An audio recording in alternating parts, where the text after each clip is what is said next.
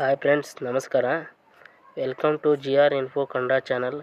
ನಮ್ಮ ಚಾನಲನ್ನು first time ನೋಡ್ತಾ ಇದ್ದರೆ ಈಗಲೇ ನಮ್ಮ ಚಾನಲನ್ನು ಲೈಕ್ ಮಾಡಿ, ಶೇರ್ ಮಾಡಿ ಹಾಗೂ ಸಬ್ಸ್ಕ್ರೈಬ್ ಮಾಡ್ಕೊಳ್ಳಿ. ಸೆಂಟ್ರಲ್ ಗೌರ್ಮೆಂಟಿನ ರೈಲ್ವೆ ಇಲಾಖೆಯಿಂದ ದಿನಾಂಕ 19/3/2025 ಒಂದು ನೋಟಿಸನ್ನು ಬಿಟ್ಟಿದ್ದಾರೆ. ಅದರಲ್ಲಿ ಎಷ್ಟು ಪೋಸ್ಟ್ಗಳಿವೆ, ಯಾವ ಪೋಸ್ಟ್ಗಳನ್ನು ಎಷ್ಟು ಬಿಟ್ಟಿದ್ದಾರೆ, ಯಾವ ಜೂನಲ್ಲಿ ಎಷ್ಟು ಪೋಸ್ಟ್ಗಳು ಅನ್ನೋದರ ಬಗ್ಗೆ ಸಂಪೂರ್ಣ ಮಾಹಿತಿಯನ್ನು ತಿಳಿಸಿಕೊಡ್ತೇನೆ. ಈಗಲೇ ನಮ್ಮ ಚಾನಲನ್ನು ಸಬ್ಸ್ಕ್ರೈಬ್ ಮಾಡ್ಕೊಳ್ಳಿ. ಇಲ್ಲಿ ನೋಡ್ಬೋದು, ಸೆಂಟ್ರಲ್ ಗೌರ್ಮೆಂಟಿನ RRB ಇಲಾಖೆಯಿಂದ ಸುಮಾರು 10,000 ಪೋಸ್ಟ್ಗಳನ್ನು ಒಂದು ನೋಟಿಸನ್ನು ಬಿಟ್ಟಿದ್ದಾರೆ. ಇದರಲ್ಲಿ ಖಾಲಿ ಇರುವಂತಹ ಪೋಸ್ಟ್ಗಳು ಯಾವುದೇ ಅಂದರೆ ELP ಅಂದರೆ ಇಲ್ಲಿ ನೋಡ್ಬೋದು ನೀವು, ಅಸಿಸ್ಟೆಂಟ್ ಲೋಕೋ ಪೈಲಟ್ಸ್.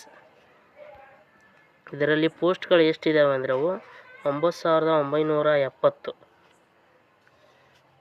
ಪೋಸ್ಟ್ಗಳಿವೆ. ಅದರಲ್ಲಿ ಯಾವ ಜೋನ್ಗಳಲ್ಲಿ ಎಷ್ಟೆಷ್ಟು ಪೋಸ್ಟ್ಗಳನ್ನು ಬಿಟ್ಟಿದ್ದಾರೆ ಅಂತ ನೋಡೋದಾದರೆ, ಫಸ್ಟ್ ಒನ್ ಸೆಂಟ್ರಲ್ ರೈಲ್ವೆ ಎಂಬ ಜೋನ್ನಲ್ಲಿ 376 ಪೋಸ್ಟ್ಗಳಿದ್ದಾವೆ ಫ್ರೆಂಡ್ಸ್. ಇಲ್ಲಿ ಈಸ್ಟರ್ನ್ ಸೆಂಟ್ರಲ್ ರೈಲ್ವೆಯಲ್ಲಿ 700, ಈಸ್ಟ್ ಕೋಸ್ಟ್ ರೈಲ್ವೆಯಲ್ಲಿ 1461 ಪೋಸ್ಟ್ಗಳು, ಈಸ್ಟರ್ನ್ ರೈಲ್ವೆಯಲ್ಲಿ 768,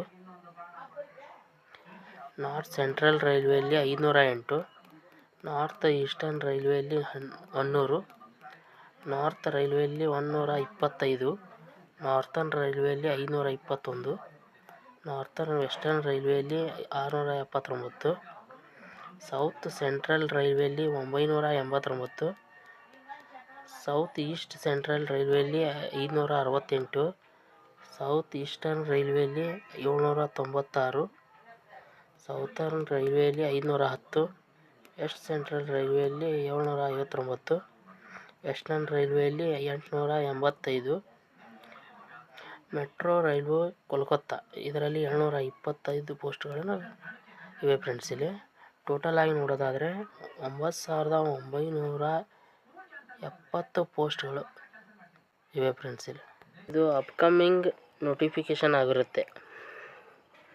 ಈ ಅರ್ಜಿಗಳು ಏಪ್ರಿಲ್ ತಿಂಗಳಲ್ಲಿ ಮೊದಲನೇ ವಾರ ಇಲ್ಲ ಎರಡನೇ ವಾರದಲ್ಲಿ ಪ್ರಾರಂಭ ಆಗ್ಬೋದು.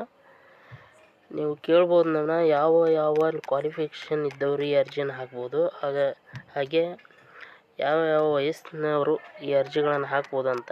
ಇದರ ಬಗ್ಗೆ ಅರ್ಜಿಗಳು ಪ್ರಾರಂಭವಾದಾಗ RRB ಇಲಾಖೆ ನಿಮಗೆ ಖಚಿತಪಡಿಸುತ್ತೆ.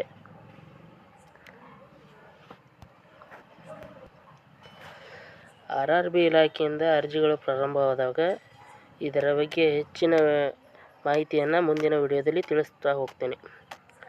ಈಗಲೇ ನಮ್ಮ ಚಾನಲನ್ನು ಸಬ್ಸ್ಕ್ರೈಬ್ ಮಾಡ್ಕೊಂಡಿಲ್ಲ ಅಂದರೆ ಸಬ್ಸ್ಕ್ರೈಬ್ ಮಾಡ್ಕೊಳ್ಳಿ. Thank you.